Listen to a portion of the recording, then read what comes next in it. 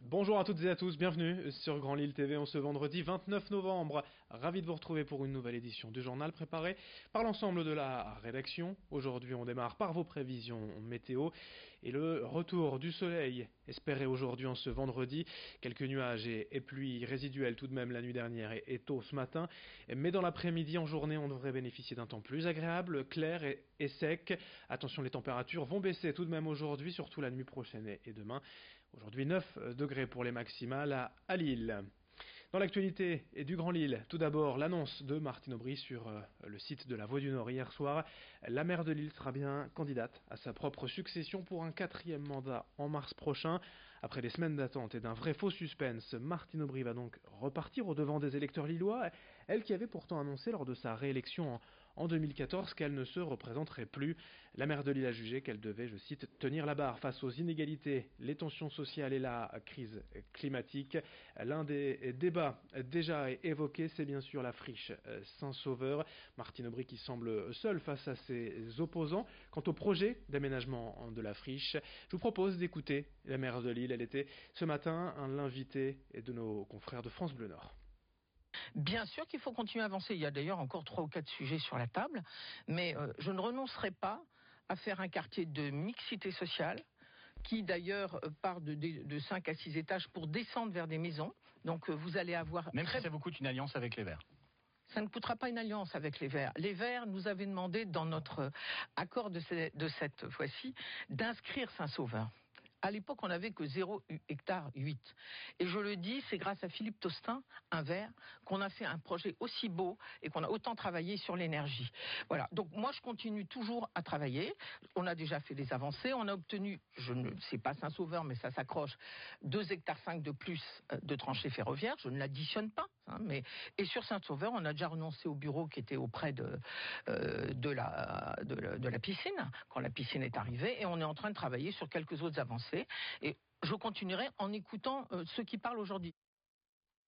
La friche Saint-Sauveur, mais d'autres sujets débattus entre Martine Aubry, candidate à sa succession, et ses opposants. D'ailleurs, les réactions tôt ce matin et hier soir ne se sont pas fait attendre, avec d'abord la France Insoumise et Julien Impoix qui revient sur cette annonce de Martine Aubry en 2014 qui voulait ne pas se représenter. Martine Aubry qui change d'avis selon le candidat de la France Insoumise. Même son de cloche du côté de Violette Spielbout de la République En Marche et l'ancienne directrice de cabinet de Martine Aubry. Elle évoque tout simplement une candidature par dépit. Le casting est donc complet pour les prétendants au beffroi de Lille le 15 mars prochain. La campagne politique va pouvoir démarrer. Autre actualité politique en ce vendredi, mais à hauteur de la métropole lilloise. Cette fois, après l'appel de Warneton lundi par des partis APM, MCU et JDEC, qui pour rappel veulent s'unir pour proposer un nouveau projet métropolitain en 2020 et sortir du mandat de Damien Castelin. 3 vice-présidents de la MEL, membres du groupe MPC, Métropole Passion Commune, ont souhaité réagir et dénoncer un appel, je cite, absurde, sans consistance et visant à se positionner politiquement à 4 mois des municipales.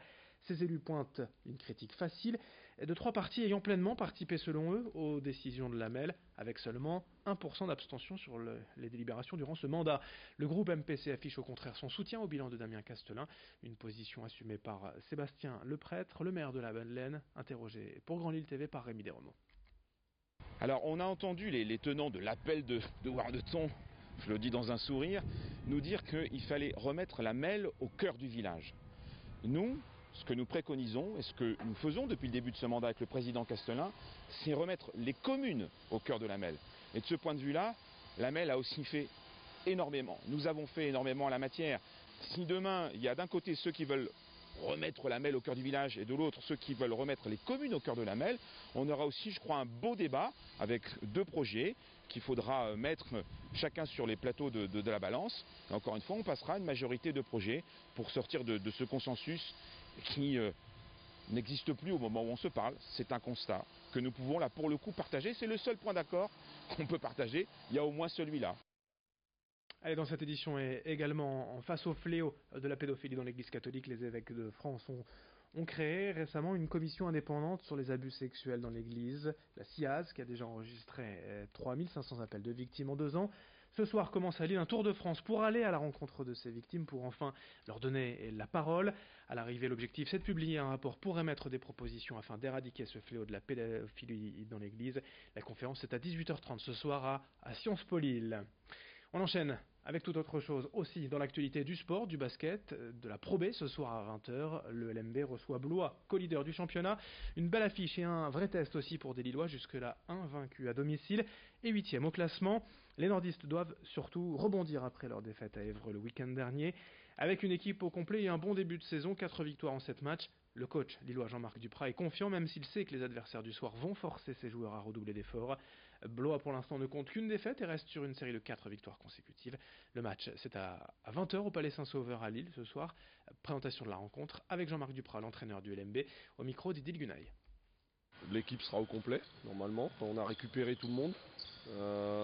Non, ça doit être une force. Je pense qu'on a aussi peut-être un peu de difficulté parce qu'on avait l'habitude de jouer diminué avec un effectif réduit. Maintenant il faut réapprendre à jouer à 11.